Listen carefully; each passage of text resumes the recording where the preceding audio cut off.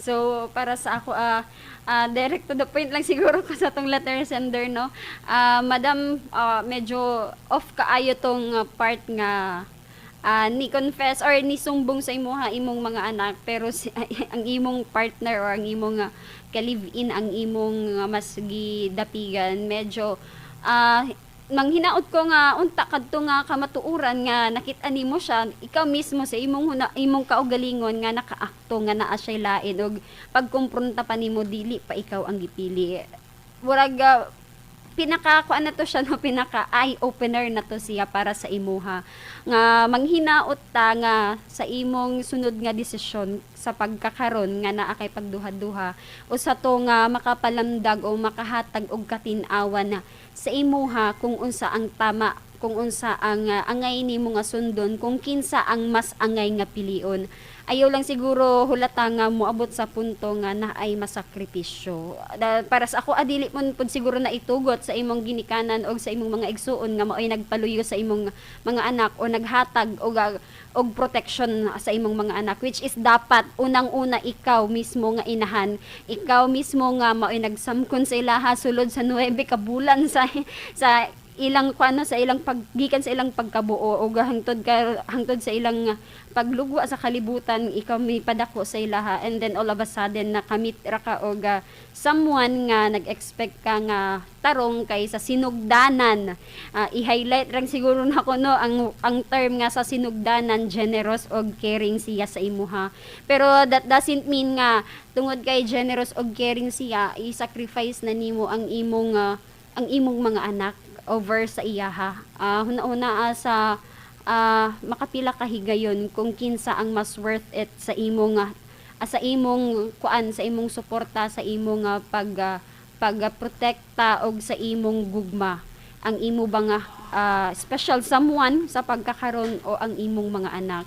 hopefully nga dili na siya ingon nga kinahanglan pa nimo nga magduha-duha kay naa na may usa ka butang ikaw mismo sa imong kaugalingon nakaakto ikaw mismo sa imong kaugalingon nakakita og na feel nimo kung kinsa pod ang importante sa iya ha dili igo nga rason nga gipa feel niya sa imuha nga maayo siya is siguro I'm sorry to say no is magpatunto na lang pud ka sa makadaghan nga higayon no una-una nimo dalaga ang imong mga babae Ate Will di ba Yes, mga babae ang puros iyang mga anak. babae ang imong Oo. mga anak kuanta na manghinaot ta nga i-priority nimo sila nga ampingan nimo sila para sa ako di man kung ingon nga siya ray lalaki sa kalibutan no nga kinahanglan nga magkuan ka magpakabuang ka sa iya ha kay dili lalim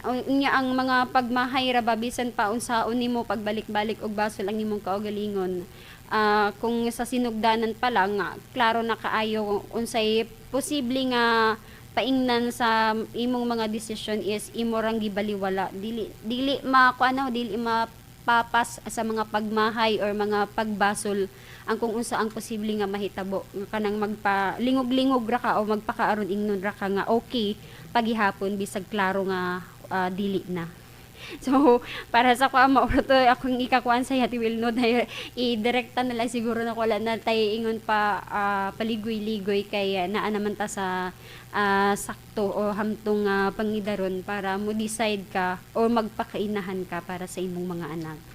Yes, correct. Ate Jane, murag pabor affirm gyud ko kay sa imong mga gisulti kang Genevieve no nga insakto na ay naimo na yang na-discover ang iyang mga kinaiya. So giilad ra ka ni Joel sa primero sa iyang pag-care sa imo ug sa pagka-generous. So pretending ra ito siya kaayo pero ang iya ang giapa siguro basig ang iyang huna-huna dautan para sa imong mga anak, di ba? Nganong manilip man siya. So diha na nimo maayo gani kay nasakpan sa imong inahan or ang imong mga anak mismo ang ni-react. So walay question na, wala na daghang pangutana. Genevieve no, kung dili ayaw na pagkigbalik sa iya.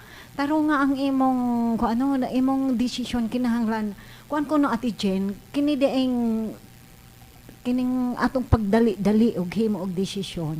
Mao nay sang putanan sa pagkabali, no? Daghan kay mga question kay kuan day po na siya na day term ana, no? Sa ko decidophobia mo day na siya nga ang heuristics, Decidophobia. oo, mental rules kuno na siya sa atong nga mahimo tag shortcut sa atong mga desisyon. Ayun. Gusto tag quick decision Dali, making. Dali nga kumo kay unsay gi dictate sa imong brain, imo dayon noon wala na ka naghuna-huna o wala ka naghuna-huna nag ano sa imong mga palibot, wala na ka nagtan-aw sa imong mga Namakitaan anak. ang mga circumstansya Oo, Ate Will. kanimo gipamati ang mga advices sa imong ginikanan ug igsuon. Ang imong future wa nimo tan-awa kay tungod sa imong kaugalingon ra kaning imong kaugalingon nga huna-huna ang imong pasulabi. So mental rules gihapon na siya naana sa atoa. So dili nato ma-blame pod siya Ate Jean nga naa siya ana kay medyo og may naigingon lagi nga nailad o nabutahan.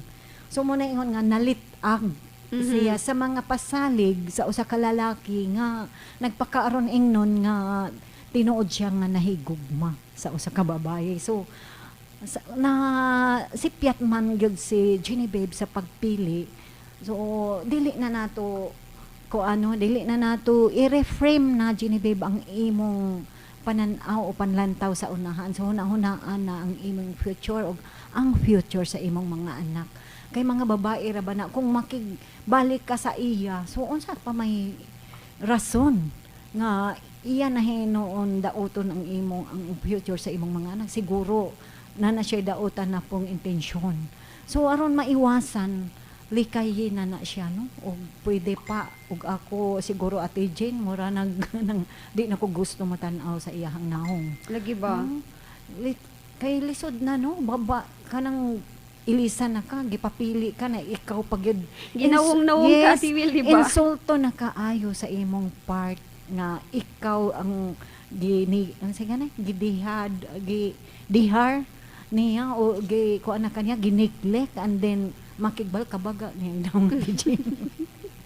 so Na mao na giingon Auntie Will nga unsahay kita ra po'y magtukmod sa mga tao sa ubang tao nga tamak-tamakan ta tungod sa atong mga mali nga desisyon or kana magpalamon ta og sobra sa atong mga emosyon ba no nga tumanon ang atong pagbati kung against or over sa atong panghuna-huna nga medyo bisag naana sa imong huna-huna nga mauna pero kumo kay ang dughan lagi kunuhay nagabuto-buto nagapitik-pitik so ora gihapon balik-balik ang Yes. istorya. mao daw nang gihimo ang atong brain tuwa sa ibabaw sa atong heart kay kinahanglan siya kuno ang Magdala. mag-decide siya ang magdala. So mostly ang ato laging gamiton kay ang heart man Ate Jane ambot nga no Maulagi. kung diha gid ta masayop kung Ay, gugma. atong ipasulabi ang atong no kung ang atong kasing-kasing maoy atong ipaibabaw mo mostly ang atong sayop nga desisyon atong makita sa kaulahian na. So tinuod gina Ate Jane murag talag sa ragyod apan kung ang atong brain atog yung kanang murag atog yung ipa-prevail ang desisyon sa atong utok no kanang nay comparison ba kanang ato kunong himuon nga naatay comparison sa atong desisyon kung unsa ni maayo ba ni o dili unsay mga consequences or unsay mga pros and cons kung kana ang imong buhaton. So inana day Ate Jean dili gyud ta magdali-dali. Yes. So managiingon nga think in a millions before doing things kuno nga makahatag og kanang dakong epekto sa atong kinabuhi. Maugyod. Yes. Maayo lang untag madatot. Lagi. Kaysa kaning masayop ta nga. Agoy Ginoo ko kung ang imong na murag dili siguro nako matake kung ako dili nako na di nako gusto mo tan-aw sa iyang naong Genevieve nga magpakita pa sa ako ang magpaluoy-luoy nga ko ano magpaluoy-luoy nga makigbalik sa imo ha.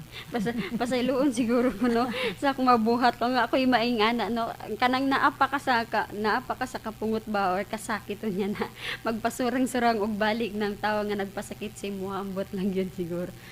For quotes for the day. Ako ning napili Ate Jean nga haom sa atong mga kinabuhi sa na atong na ma-experience sa kada adlaw. So naggikan kang Catherine Pulsifer nga nag-ingon, life presents many choices. The choices we make determine our future. So, mo-affirm ba ka ani Ate Jean? Gamay lang, no? Gamay nga pahanay nining atong kuan karon coach for daddy para sa atong mga listeners. Yes, So, Ate kanatong Will. tanan.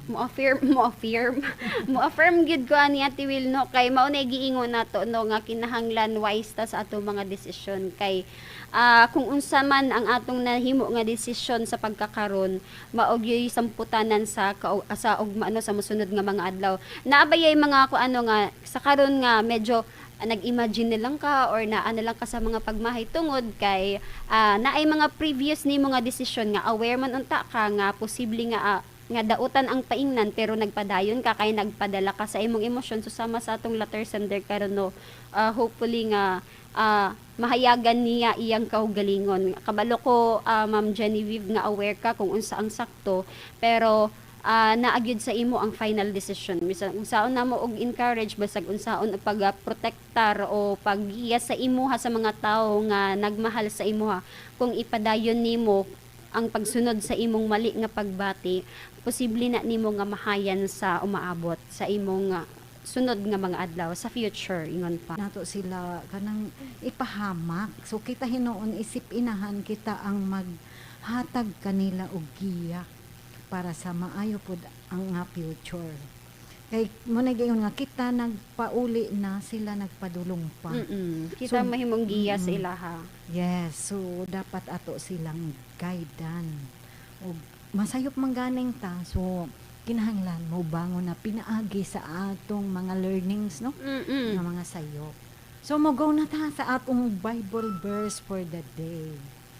Kan sa Ecclesiastes 17 nag-ingon, see not thou what is the cause that the former days were better than this, for thou dost not inquire wisely concerning this.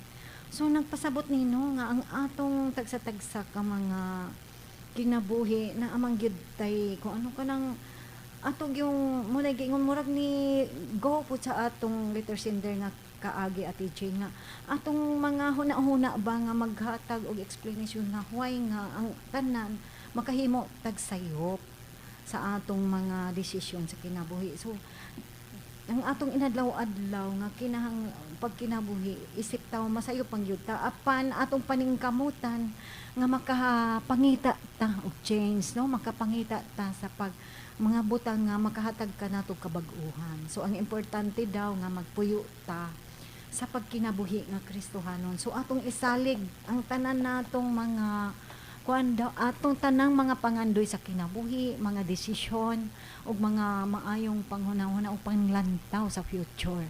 Ato daw i-trust sa Ginoo kay naa siya nag-uban nato ug naa siya nagtan-aw nato. So tanang panghitabo sa atong kinabuhi, mamaayo man o dili basta atong gisalig sa Ginoo. So naa siya yung mga blessings sa atoon. Feeling, so na naman tay igong oras sa pagpadayon sa atong programa hangtod na lang ubang adlaw sa atong panag-uban-uban.